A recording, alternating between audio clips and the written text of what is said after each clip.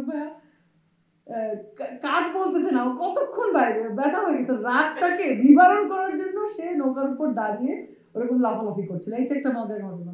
দেখলাম যে ওরা নৌকায় বসে বসে এত আরাম করে আমার শর্ট নিচ্ছে আর আমি পানির মধ্যে বসে বসে শর্ট দিচ্ছি। ঠিক আছে তুমি নামো, নিচে নামো। পরে মোটামুটি হোল ইউনিটকে আমি ওই দিন নদীর মধ্যে নামিয়েছি। আমি এই সিনেমাটার সাথে যুক্ত হতে পেরে আমার ওই ওই মানে আমি নয় মানুষ সিনেমার একজন আর্টিস্ট, এটা যে আমাকে নিজেকে কতখানি কনফিডেন্ট করে বা অনেক চড়াই উতরাই পার করে আজকে নয় মানুষ এখানে এসছে, বারবার থেমে যেতেও আবার চলেছে। মজার ঘটনা, একটা সুন্দর মজার ঘটনা আমাদের রেকর্ডের আছে। সেই মজার ঘটনাটা আমরা একটু পরে দেখতে পাবো। মজার ঘটনা হচ্ছে আমরা শুটিং করছিলাম নদীতে, রনক ভাইয়া শুটিং করছিল। রনক ভাইয়ের জ্বর এবং ও রনক ভাইয়া নৌকা বাচ্ছে, মাছ ধরছে, এরকম একটা সিন। আমরা সব পারে, রনক ভাইয়া হচ্ছে নদীতে। 3, 4, 5, 6, 7, 8 বারবার হচ্ছে, কিন্তু সিঙ্ক হচ্ছে না বা কিছু একটা হচ্ছে না। এবং সিঙ্ক যে হচ্ছে না, ওরা কাটও বলছে না।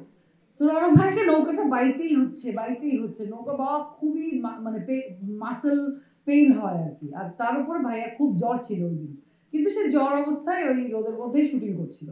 তো একটা পর্যায়ে আমরা দূর থেকে দেখছি যে রনক ভাইয়া নৌকার উপরে খুব অদ্ভুতভাবে বৈঠা নিয়ে নাড়ানাড়ি করছে আর লাফালাফি করছে।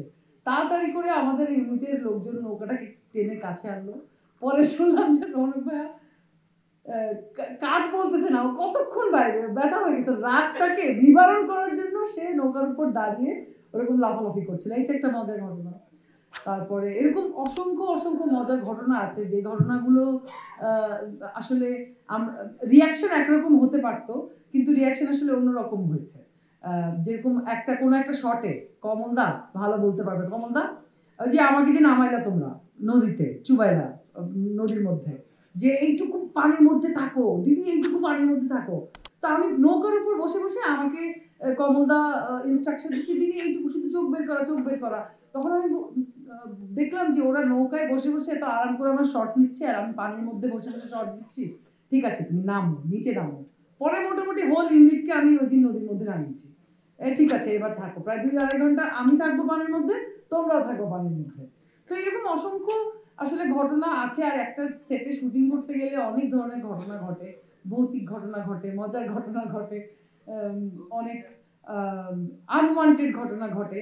তারপরেও আসলে আমরা কাজ করতেই থাকি। আসলে ওই ঘটনাটা খুব বেশিক্ষণ স্টে করে না, কারণ আমাদের মাথার ভিতরে থাকে কাজটা আমরা কিভাবে শুটিংটা শেষ করব, কিভাবে আসলে আজকের দিনের আমাদের টার্গেটেড সিনটা করব। আর যে এমনিতেও আমাদের মানে সিচুয়েশন খুবই আমাদের প্রতিকূলে ছিল, অনুকূলে খুব কম ছিল। তো এই কারণেই আমাদের খুবই কনসেন্ট্রেট করতে হয়েছে সেটে, কাজে, শুটিংয়ে।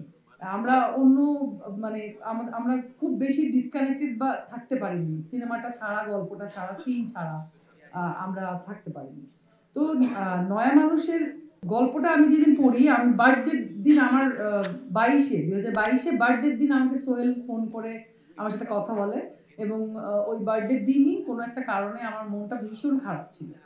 আমি খুবই আপসেট হয়ে বসেছিলাম, তখন আমাকে ফোন করে আমাকে সিনেমার কথা বলে। তো এর মধ্যে কয়েকটা সিনেমায় আমার এক্সপিরিয়েন্স একটু ডিফারেন্ট, এক ধরনের চরিত্র শুনেছি, স্ক্রিপ্ট পাইনি, কিন্তু সেটি যে দেখেছি যে আসলে চরিত্রের যেই বর্ণনা আমি পেয়েছি সেরকম নাই, এরকম কোনো একটা সিমিলার রিজনে আমার মন খারাপ ছিল। তখন আমি ওকে খুবই করে বলি যে আমি করবো একটা শর্তে, যদি আমাকে শুটিংয়ের আগে ফুল স্ক্রিপ্ট পাঠানো হয়। ও তখন খুব কনফিডেন্টলি আমাকে বললো, আপু আপনাকে আমি এক্ষুনি ফুল স্ক্রিপ্ট পাঠাচ্ছি, ফুল স্ক্রিপ্ট আমার কাছে রেডিই আছে।